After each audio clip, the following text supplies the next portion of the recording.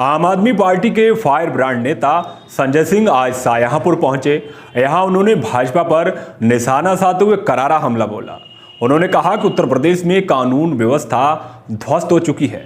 यहां एसपी हत्या के मामले में फरार है और पुलिस ने इनाम घोषित कर रखा है। आप नेता ने गृह मंत्री अमित शाह पर भी निशाना साधा है। आइए देखते हैं क्या क्या कहा है आप नेता संजय सिंह ने।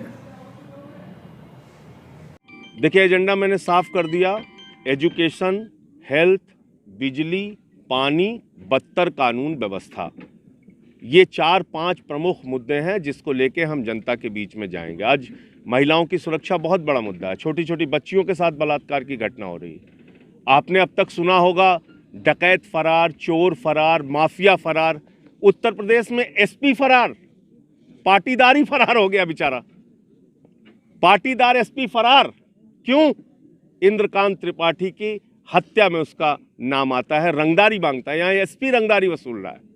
गुंडे माफिया तो छोड़ दीजिए, एसपी रंगदारी वसूलता है, गुंडा टैक्स वसूलता है।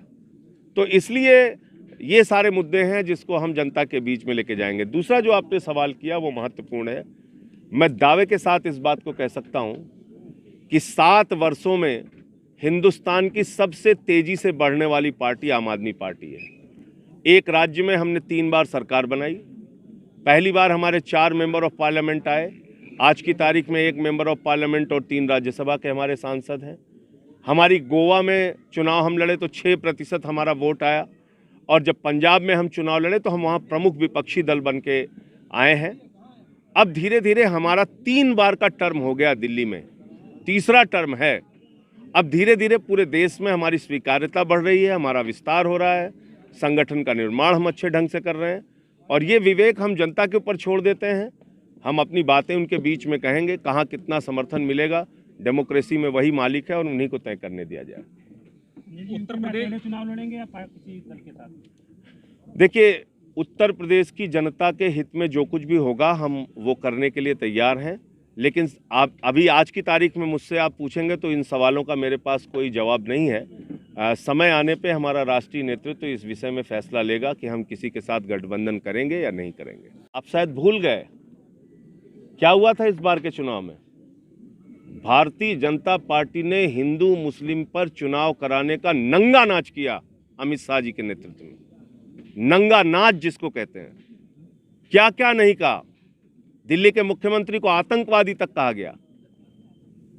और ऐसा नहीं, यूपी बिहार के लोग ही रहते हैं दिल्ली में, उनको पता है किस तरह की हमने स्वास्थ्य सेवाएं, बिजली की सेवाएं, पानी की सेवाएं, शिक्षा की सेवाएं दिल्ली में दी हैं।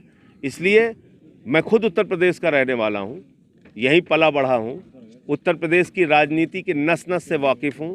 तो इसलिए कोई ये समझे कि हम उत्तर प्रदेश की राजनीति में समझ नहीं रखते या उत्तर प्रदेश की राजनीति हमें आती नहीं। पिछले 5 महीने से कौन कर रहा है उत्तर प्रदेश की राजनीति? 5 महीने से जनता के जितने बुनियादी मुद्दे हैं सबसे प्रखरता और मजबूती के साथ मैंने आवाज़ उठाई। 14 मुकदमे कर दी बाबा जी ने मेरे ऊपर।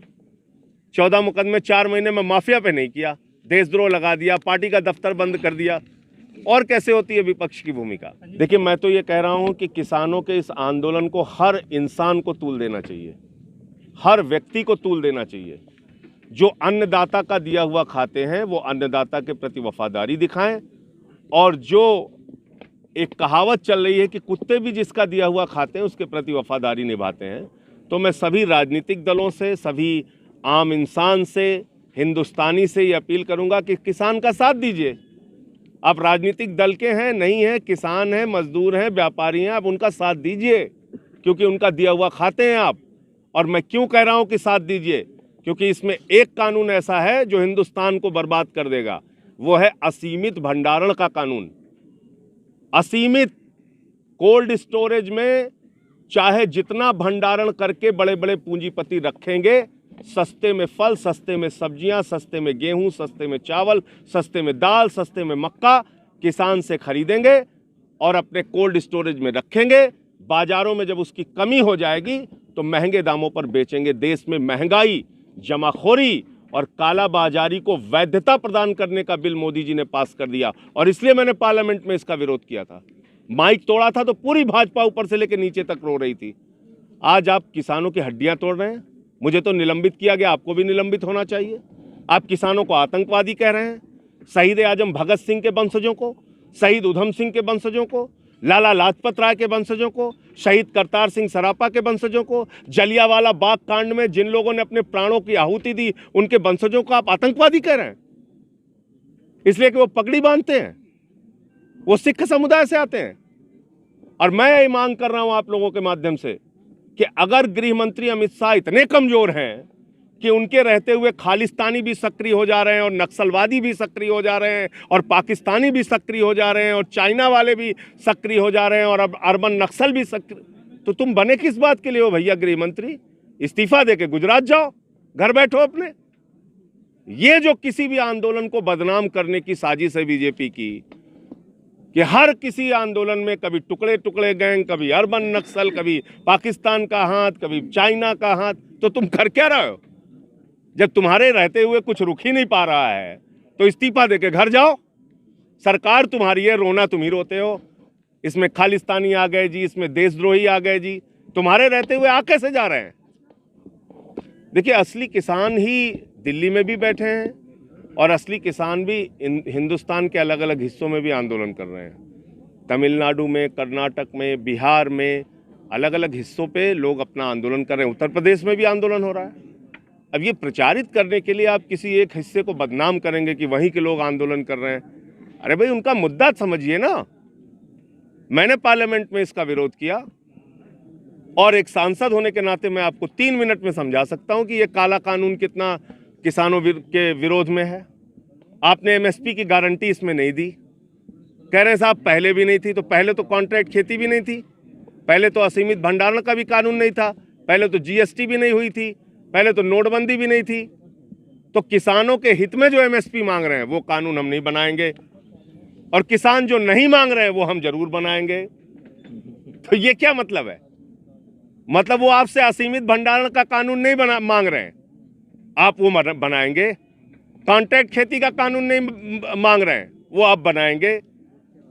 वो कह रहे हैं हमको स्वामीनाथन आयोग की रिपोर्ट दे दो और उसको लागू कर दो और C2 प्लस 50% यानी लागत मूल्य पे 50% मुनाफा दे दो, वो हम नहीं लागू करेंगे, उसको भाषण से मान लीजिए।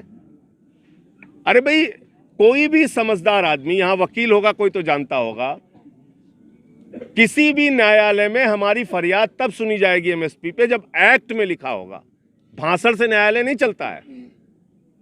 अगर किसी किसान को एमएसपी नहीं मिलेगी, वो न्यायालय में जाएगा, न्यायाधीश कहेंगे एक्ट में कहाँ लिखा हुआ है, तो वो किसान कहेगा अरे प्रधानमंत्री जी ने बहुत अच्छा भाषण दिया था, आपने सुना नहीं जज साहब? तो जज साहब उसकी याचिका लेके कूड़ेदान में डाल देंगे। तो एक्ट से मिलता है एमएसपी। भाषण में तो 2 करोड़ रोजगार भी प्रधानमंत्री जी देते हैं, 15 लाख भी देते हैं, काला धन भी लाते हैं, startup India, make in India, पता नहीं क्या क्या कैसा इंडिया बनाने की बात करते हैं, करते कुछ नहीं है।